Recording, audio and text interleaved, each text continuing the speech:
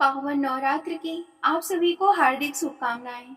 आज हम इस वीडियो में सुनेंगे दुर्गा सप्तशती पाठ के 9वें अध्याय को, जिसमें निशुंभ का वध। तो चलिए इस पाठ को आरंभ करते हैं। राजा ने कहा, भगवान, आपने रक्त बीज के वध से संबंध रखने वाला देवी का चरित्र या अद्भुत महात्म्य मुझे बतलाया। अब रक्त बीज के मारे जाने पर अत्यंत क्रोध में भरे हुए शुंभ और निशुंभ ने जो कर्म किया, मैं उसे सुनना चाहता हूँ। ऋषि कहते हैं, राजन, युद्ध में रक्त बीज तथा अन्य दैत्यों के मारे जाने पर शुंभ और निशुंभ के क्रोध की कहीं सीमा न रही। अपनी विशाल सेना इस प्रकार मारी जाती देख निशुंभ अमर्ष में भरकर देवी की ओर दौड़ा। उसके साथ असुरों की प्रधान सेना भी थी।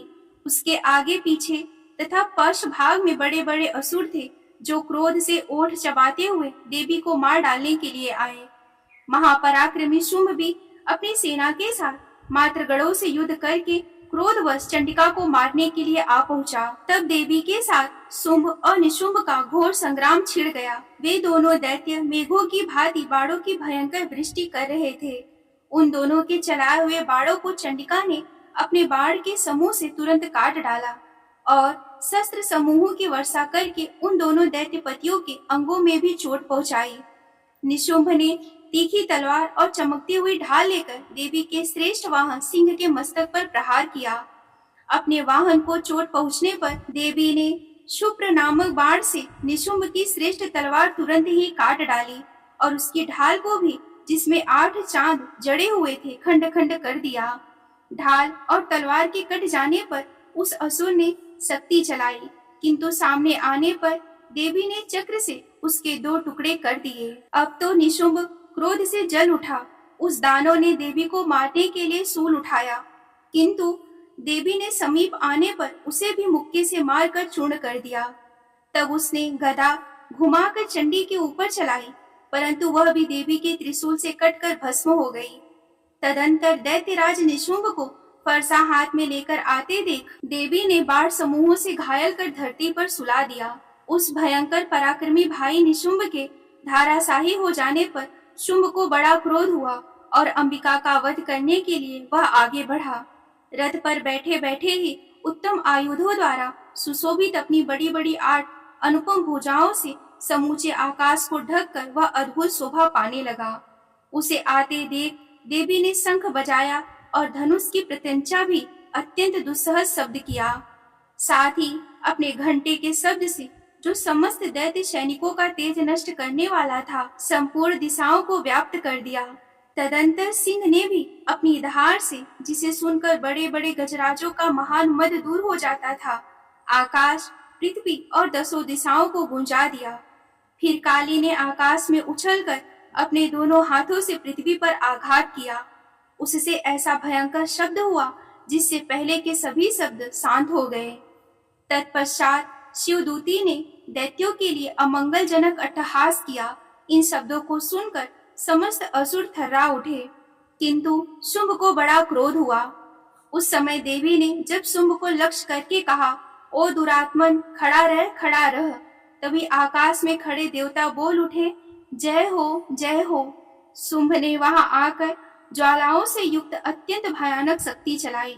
अग्नि में पर्वत के समान आती हुई उस शक्ति को देवी ने बड़े भारी लूके से दूर हटा दिया। उस समय शुंभ के सिंहनाद से तीनों लोग गूंज उठा। राजन, उसकी प्रतिध्वनि से वज्रपात के समान भयानक शब्द हुआ, जिसने अन्य सभी शब्दों को जीत लिया। शुंभ के चलाए हुए बाणों ने देवी और देवी के चलाए हुए बाणों को शुंभ ने अपने भयंकर बाणों द्वारा सैकड़ों और हजारों टुकड़े कर दिए।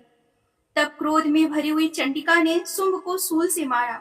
उसके आघात से मूर्छित हो वह पृथ्वी पर गिर पड़ा। इतने में ही निशुंभ को चेतना हुई। उसने धनुष को हाथ में लेकर बाणों द्वारा देवी, काली तथा सिंह को घायल कर डाला। फिर उस दैत्यराज ने 10,000 बाहें बनाकर चक्रों से प्रहार से चंडिका को आच्छादित कर दिया। तब दुर्गम पीड़ा का नाश करने वाली भगवती दुर्गा ने कुपित होकर अपने बाणों से उन चक्रों तथा बाणों को काट गिराया। यह देख निशुंभ दैत्य सेना के साथ चंडिका का वध करने के लिए हाथ में गदा ले बड़े वेग से दौड़ा। उसके आते ही चंडी ने तीखी धार वाली तलवार से उसकी गदा को शीघ्र ही काट डाला। तब उसने सूल हाथ में ले लिया। देवताओं को पीड़ा देने वाले निशुंभ को सूल हाथ में लिए आते देख चंडिका ने वेग से चलाए हुए अपने सूल से उसकी छाती छेद डाली। सूल से विदीर्ण हो जाने पर उसकी छाती से एक दूसरा महाबली और महापराक्रमी पुरुष खड़ी रह कहता हुआ निकला। उसके निकलते हुए पुरुष की बात सुनकर देवी ठठाकर हंस पड़ी। खड्ग से उन्होंने उसका मस्तक काट डाला। फिर तो वह पृथ्वी पर गिर पड़ा।